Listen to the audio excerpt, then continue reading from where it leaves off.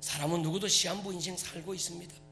병원에서 말기암이라고 판정받은 그분들의 소식 들으면 마음 아프고 측은한 마음이 드는데 그분들만 시한부 인생을 살고 있는 게 아닙니다.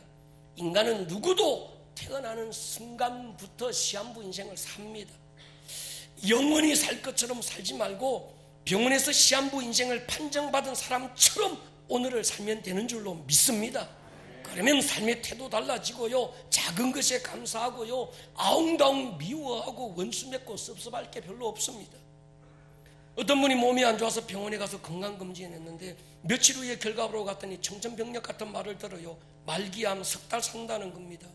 병원 시트에 누워서 백색 천정 바라보고 누워있는데 인생이 그렇게 서글퍼서 울었대요. 한참 통곡하며 울다가 깨보니까 꿈이 들어가는 겁니다. 꿈에서 깨고 나니까 얼마나 다행스러운지 다행이라고 생각하고 다행이다. 근데 다행이라 생각하고 똑같이 살면 무슨 그게 다행이 되겠냐는 거예요. 다행이다, 꿈에서 정말 다행이구나 싶으면 이전처럼 안 살아야 다행인 것 아니겠냐는 거예요. 할렐루야. 그래야 숨쉬고 살고 있는 하루가 살아있다는 것만으로도 감사가 되지 않을까요? 하나님은 부르짖는 자에게 반드시 응답하시는 분, 찾는 자에게 만나주시는 분인 줄 믿습니다.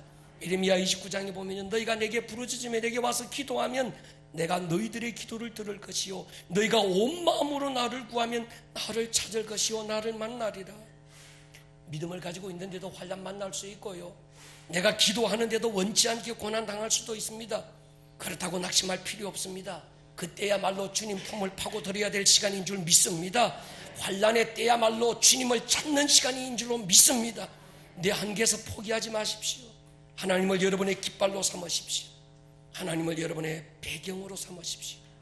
그분만 나를 도우실 수 있습니다. 빌립보 4장 보십시오. 아무것도 염려하지 말고 다만 모든 일에 기도와 간구로 너희 구할 것을 어떻게 해요? 감사하고 염려 중에 감사하라는 것. 7절 보십시오. 그리하면 모든 지각에 뛰어난 하나님의 평강이 그리스도 예수 안에서 마음과 생각을 지키신다. 어떤 사람은 말을 의지하고 어떤 사람은 병거를 의지합니다. 다윗은 결정해서요, 나는 하나님만 자랑할 것이다. 동의하십니까? 아멘. 나는 요한이시 하나님만 나의 깃발로 삼을 것이다. 제가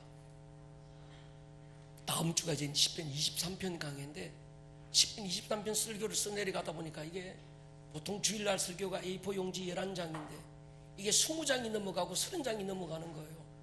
그렇다고 한 번에 제가 30장 40장 쓰다 보니까 60장이 넘어가더라고요.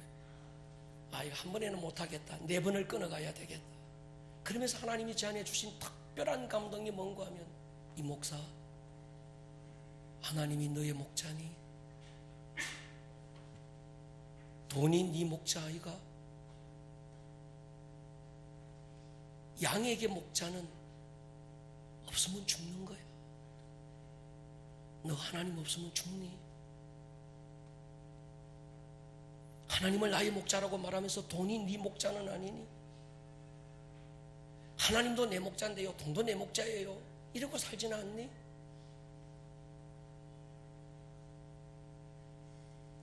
가만히 보니까 다윗이 하나님은 나의 목자라고 얘기하는 것하고 내가 하나님을 목자라고 고백하는 건 너무 다른 거예요.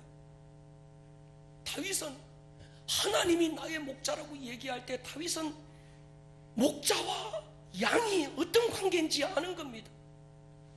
그는 잠시라도 목자 없이는 살 수 없는, 한순간도 목자 없이는 아무것도 할 수 없는 그런 양의 입장에서 하나님이 나의 목자입니다라고 고백하고 있는 다윗과 나는 어떤 때는 하나님이 없어도 살 것 같아, 하나님이 없어도 뭔가 할 수 있을 것 같아, 그런 마음의 중심에서 하나님이 나의 목자라고 하는 건 다르지 않겠냐는 거.